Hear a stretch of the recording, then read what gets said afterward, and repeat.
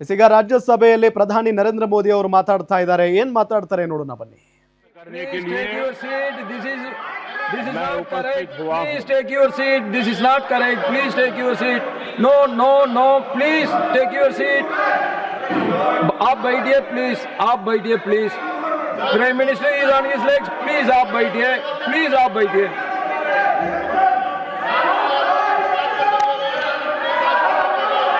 आदरणीय सभापति जी, इस धन्यवाद प्रस्ताव पर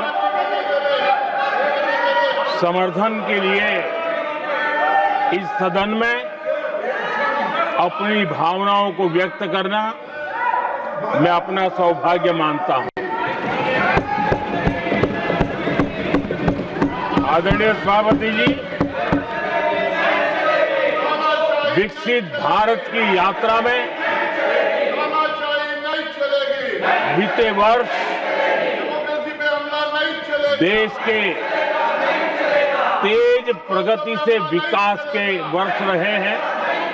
Nothing will go on record except Prime Minister's जीवन speech. के हर क्षेत्र में, समाज के हर वर्ग को उनके जीवन में परिवर्तन का एक कालखंड रहा है। एक सही दिशा में तेज गति से देश आगे बढ़ रहा है। आदरणीय राष्ट्रपति जी ने बहुत ही बढ़िया तरीके से पूरी संवेदनशीलता के साथ उन्होंने This is not correct. इस You विषय please को sit your seat. हम please. सबके सामने प्रस्तुत किया है। आदरणीय सभापति जी, मेरी एक प्रार्थना है, आदरणीय खड़गे जी की उम्र देखते हुए वो बैठ करके भी नारे बोल सकते हैं तो अच्छा होगा, ताकि उनको कष्ट न हो। पीछे नौजवान बहुत लोग हैं, तो खड़गे जी को No. आप बैठते बैठते भी When you are speaking, they are listening. You are नारे listening. बोलने की अनुमति दे दीजिए।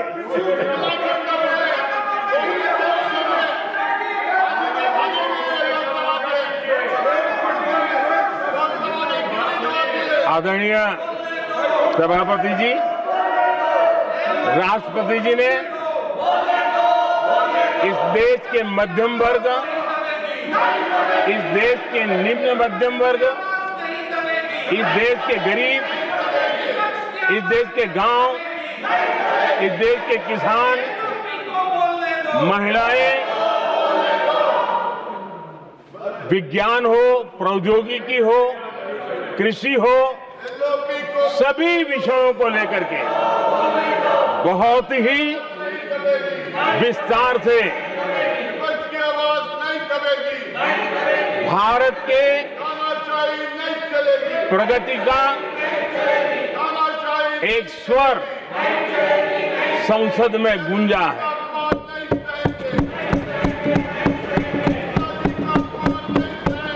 देश के नौजवान भारत के सामर्थ्य को कैसे आगे बढ़ा रहे हैं, इसकी भी विस्तार से चर्चा की है। हर वर्ग के सामर्थ्य को उन्होंने शब्दांकित किया है। और इतना ही नहीं, आदरणीय राष्ट्रपति जी ने भारत के उज्जवल भविष्य के प्रति एक विश्वास व्यक्त किया है। ये अपने आप में हम सबके लिए प्रेरक है। आदरणीय सभापति जी, 21वीं सदी का प्रथम क्वार्टर पूरा हो चुका है, लेकिन ये दूसरा क्वार्टर जैसे पिछली शताब्दी में भारत की आजादी के जंग में दूसरा क्वार्टर बहुत ही निर्णायक बना था। मैं साफ साफ देख रहा हूं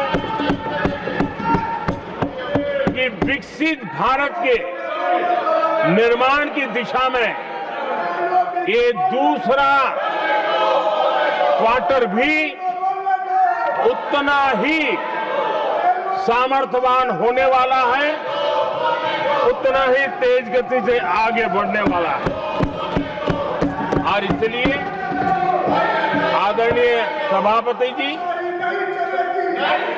राष्ट्र का हर व्यक्ति ये महसूस कर रहा है कि एक अहम पड़ाव पर हम पहुंच चुके हैं। अब न हमें रुकना है, न हमें पीछे मुड़ करके देखना है। I will not go ahead and do what you are doing. आगे ही आगे देखना Please है, बैठिए. I am not going to let गति you से चलना now. है। You please बैठिए. और लक्ष्य को प्राप्त करके ही हमें सांस लेनी है, उस दिशा में हम आगे बढ़ रहे हैं। Nothing should go on without except to the Prime Minister's speech.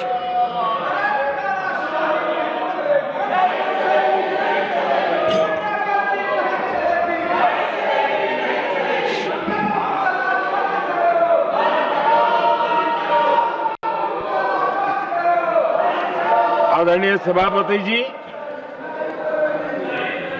वर्तमान में अगर हम देखें तो भारत के भाग्य के अनेक सुयोग एक साथ हमें नसीब हुए। ये अपने आप में बहुत ही उत्तम संयोग है, ऐसा मैं मानता हूं। सबसे बड़ी बात है, विश्व के समृद्ध से समृद्ध देश भी बुजुर्ग होते जा रहे हैं। वहां की आबादी उम्र के उस पड़ाव पर पहुंची है हम जिन्हें बुजुर्ग के रूप में जानते हैं। हमारा देश ऐसा है जो विकास की नई ऊंचाइयां छू रहा है।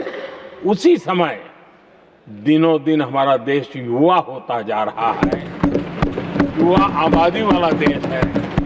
ये अपने आप में एक बहुत अच्छा सुयोग है। आदरणीय सभापति जी, दूसरी तरफ मैं देख रहा हूं जिस प्रकार से विश्व का भारत के प्रति आकर्षण बढ़ा है, और उसमें भी विश्व भारत की टैलेंट का महात्म्य समझ रहा है।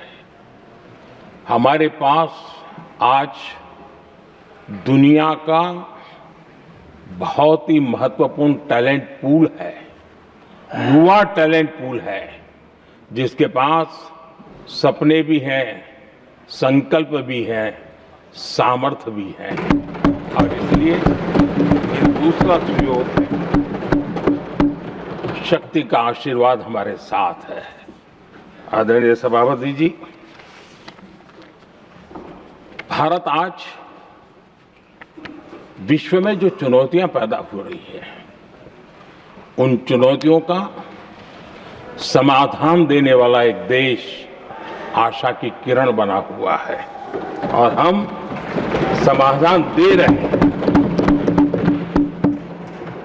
वैसा ही एक महत्वपूर्ण सुयोग है कि आज मेजर इकोनॉमी में भारत का ग्रोथ बहुत हाई है, और हाई ग्रोथ और लो इन्फ्लेशन ये बहुत ही यूनिक संयोग है,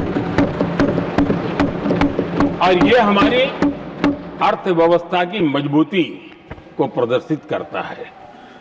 आदरणीय सभापति जी, हम जिस गति से आगे बढ़ रहे हैं,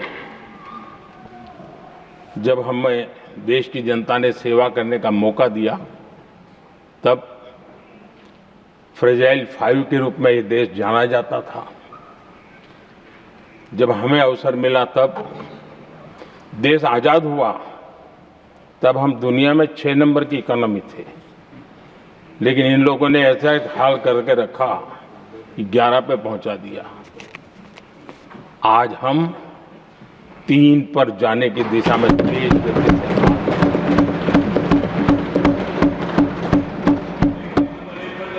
आदरणीय सभापति जी, आज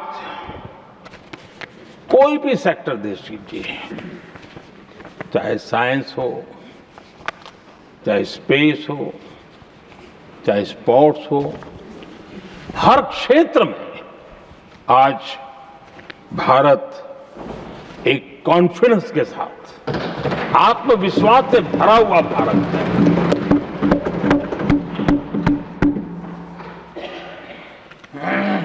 कोविड के बाद विश्व में जो स्थितियां पैदा हुई और ऐसी नई नई चीजें जुड़ती गई, आज दुनिया संभल नहीं पा रही है।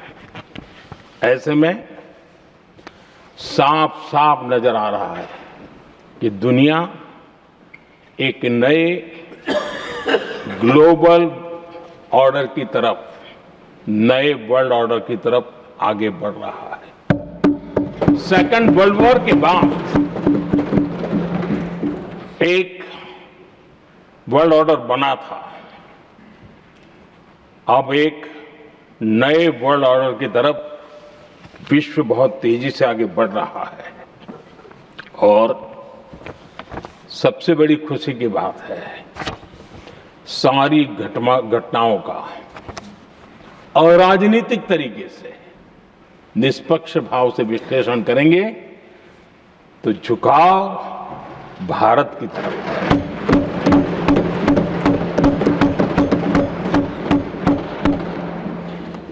विश्व मित्र के रूप में, विश्व बंधु के रूप में आज भारत अनेक देशों का विश्वस्त पार्टनर बना है और हम कंधे से कंधा मिला करके विश्व कल्याण की दिशा में भी अपनी उचित भूमिका निभा रहे हैं, अपने सामर्थ्य से सहाय भी कर रहे हैं। आदरणीय सभापति जी, आज पूरा विश्व ग्लोबल साउथ की चर्चा करता है, लेकिन उस चर्चा के सूत्रधार के रूप में आज भारत वैश्विक मंचों पर ग्लोबल साउथ की बुलंद आवाज बन गया है।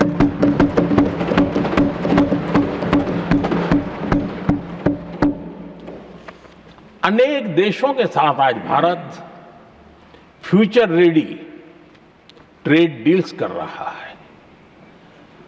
पिछले कुछ ही समय में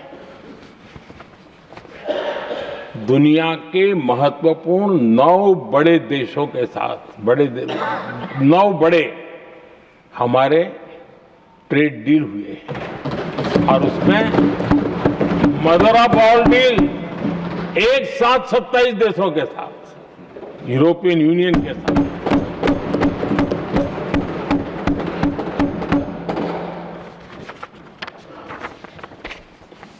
जो लोग थक गए,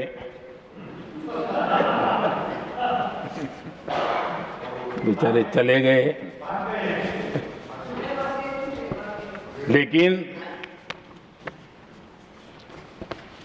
कभी न कभी उनको जवाब देना पड़ेगा कि देश की ऐसी हालत कैसे बना के रखी थी कि दुनिया का कोई देश हमसे डील करने के लिए आगे नहीं आता था।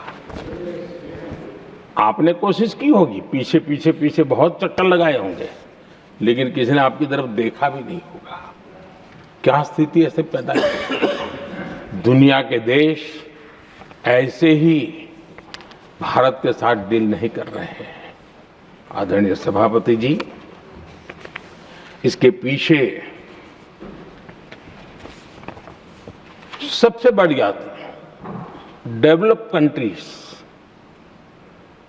एक डेवलपिंग कंट्री के साथ डील करता है ना, वो अपने आप में भी अर्थ जगत के लिए बहुत बड़ा डील है।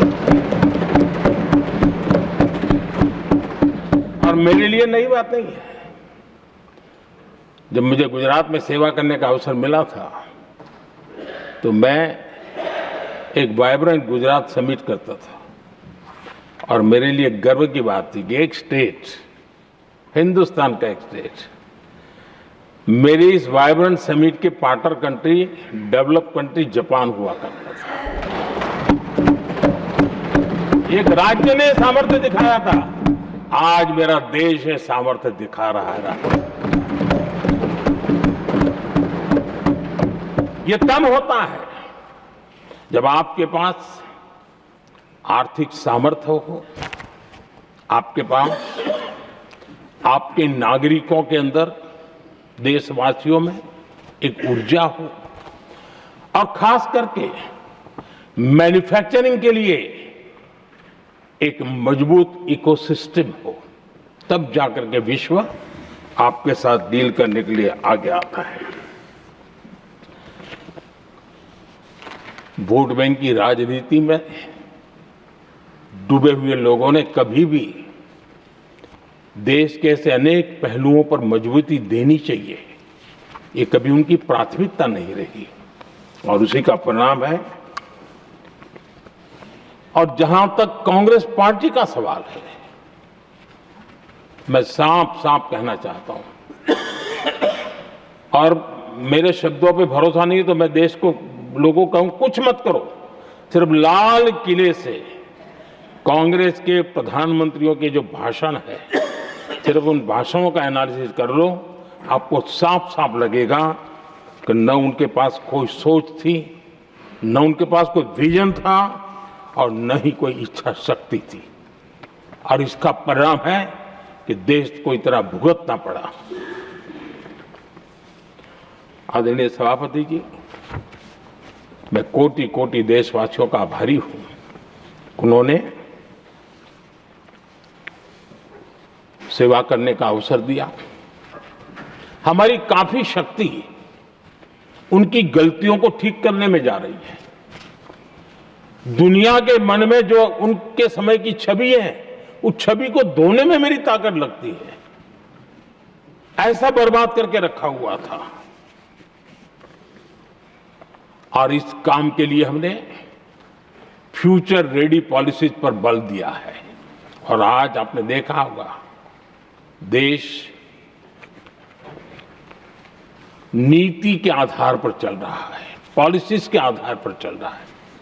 एडोकिज्म को हमने त्याग कर दिया है, और उसके कारण विश्व का विश्वास बनता है। हमने रिफॉर्म, परफॉर्म, ट्रांसफॉर्म के मंत्र को लेकर के आगे बढ़े, और आज स्थिति ऐसी है कि देश रिफॉर्म एक्सप्रेस पर सवार हो चुका है।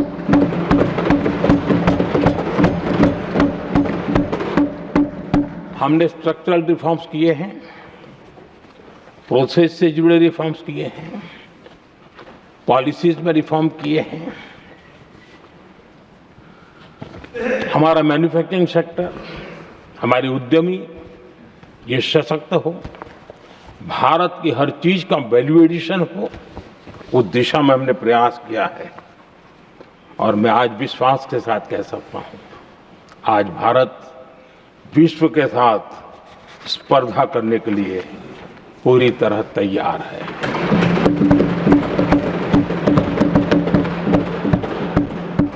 जब मैं विश्व के सीईओ फोरम की समिट देखता हूं, आज दुनिया हमारे उद्यमियों को समानता के रूप में देखती है।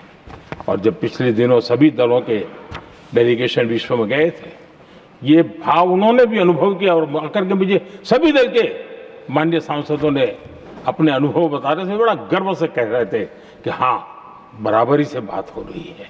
ये हमारे लिए अपने आप में बात है। आदरणीय सभापति जी, एमएसएमई का बहुत बड़ा नेटवर्क जितना सामर्थ्यवान होता है, वो लंबे अरसे तक इकोनॉमी को एक ताकत देता है। हमने उस दिशा में बल दिया, और हमने कई रिफॉर्म्स किए हैं। आज हमारे एमएसएमई नेटवर्क पर दुनिया का भरोसा बढ़ रहा है। बड़े बड़े हो सकता है हम हवाई जहाज नहीं बनाते होंगे, लेकिन कई हवाई जहाज हैं जिसमें कई पुर्जे मेरे देश के छोटे छोटे एमएसएमई बना रहे हैं।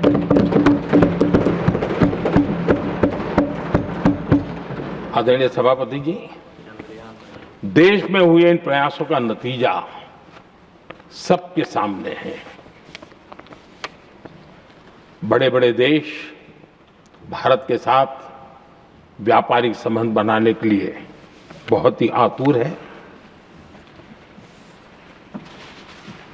यूरोपीय संघ का ट्रेड डील हो, अमेरिका के साथ अभी हुआ जो ट्रेड डील हो, और कल हमारे पीयूष जी ने सदन में विस्तृत जानकारी भी दी है, और पूरा विश्व खुल करके इस ट्रेड डील का तारीफ कर रहा है। और उसमें जब यूरोपियन यूनियन के साथ ट्रेड डील हुआ तो विश्व को एक भरोसा हुआ कि अब वैश्विक स्तर पर स्थिरता की संभावना बढ़ेगी। अमेरिका के साथ ट्रेड डील होने के बाद विश्व को और भरोसा हो गया कि जो स्थिरता के एहसास हो रहा था, अब गति का भी एहसास होने लगा है। अब विश्व के लिए शुभ संकेत। आदरणीय सभापति जी, इसका सबसे बड़ा लाभ हमारे देश के नौजवानों को होगा। और जब मैं नौजवान कहता हूं तो उसमें मध्यम वर्ग का भी नौजवान होता है, शहर का नौजवान भी होता है, गांव का नौजवान भी होता है, बेटा भी होती है, बेटी भी होती है। और इसलिए उसे टुकड़ों में न देखा जाए। मेरे देश के युवा के सामर्थ्य का हमें गौरव करना चाहिए, और उनके लिए पूरा विश्व बाजार अब खुल चुका है। अब उनके लिए अवसर ही अवसर है। और मैं उनको कहता हूं, आइए दोस्तों, मैं आपके साथ कंधे से कंधा मिला करके खड़ा हूं। हिम्मत कीजिए, बढ़िए। देश आपके साथ खड़ा है और दुनिया आपका स्वागत करने के लिए इंतजार कर रही है। आदरणीय सभापति जी, जिस प्रकार से दुनिया में हमारे युवा प्रोफेशनल्स की मांग बढ़ रही है, इवन केयर गिवर्स की मांग बढ़ रही है, हर कोई मिलता है हमें इस प्रकार के लोग चाहिए। इस प्रकार कुछ लोग तो अपना स्पेशल ऑफिस यहां बना रहे हैं रिक्रूट करने के लिए, योग्य टैलेंट की खोज के लिए। इसका मतलब हुआ कि भारत के प्रोफेशनल्स के लिए भी विश्व में बहुत बड़े अवसर बन रहे हैं। आदरणीय सभापति जी, ये संसद का उच्च सदन ये एक प्रकार से राज्यों का प्रतिनिधित्व करता है। और जो चर्चा की बारीकियां मैंने देखी, मेरा मन कहता है कि थोड़ा स्तर इसका ऊपर होना चाहिए था, और वहां से तो ज्यादा होना चाहिए। वो तो कितने साल तक सरकारों में रहे हैं, वहां से जरा चर्चा का स्तर ऊंचा होना चाहिए था, लेकिन उन्होंने ये मौका भी गंवा दिया। देश उन पर कैसे भरोसा कर सकता है। आदरणीय सभापति जी, मैं कल एक माननीय सदस्य को सुन रहा था। यूं तो वो अपने आप को राजा कहलाने में बहुत गर्व करते हैं, लेकिन वे आर्थिक असमानता की चर्चा कर रहे थे। बताइए, जो खुद को राजा माने और वो आर्थिक असमानता की बात करे, तो आपको लगता है कि क्या यही देखने के बाकी रह गए थे क्या? आदरणीय सभापति जी, हमारे टीएमसी के साथियों ने काफी कुछ कहा। जरा खुद तो अपने गरेबा में देखें। निर्मम सरकार पतन के जितने भी पैरामीटर्स हैं, उन सब पैरामीटर्स में नए नए रिकॉर्ड बनाते जा रहे हैं, और यहां उपदेश दे रहे हैं। क्या हाल करके रखा हुआ है। ऐसी निर्मम सरकार से वहां के लोगों का भविष्य अंधकार के अंदर डूब रहा है, लेकिन इनको कोई परवाह नहीं है। सत्ता सुख के सिवाय कोई आकांक्षा नहीं, और वे यहां उपदेश देते हैं। घुसपैठ, दुनिया का समृद्ध से समृद्ध देश भी अपने यहां गैर कानूनी नागरिकों को बाहर निकाल रहा है।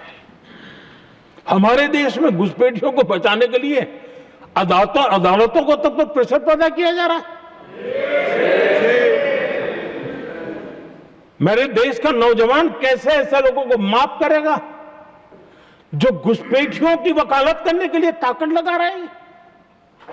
और घुसपैठिए मेरे देश के नौजवानों के हक छीन रहे हैं, उनकी रोजी रोटी छीन रहे हैं, आदिवासियों की जमीन छीन रहे हैं।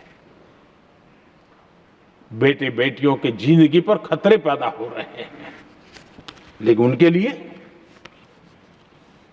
महिलाओं पर अत्याचार होते रहे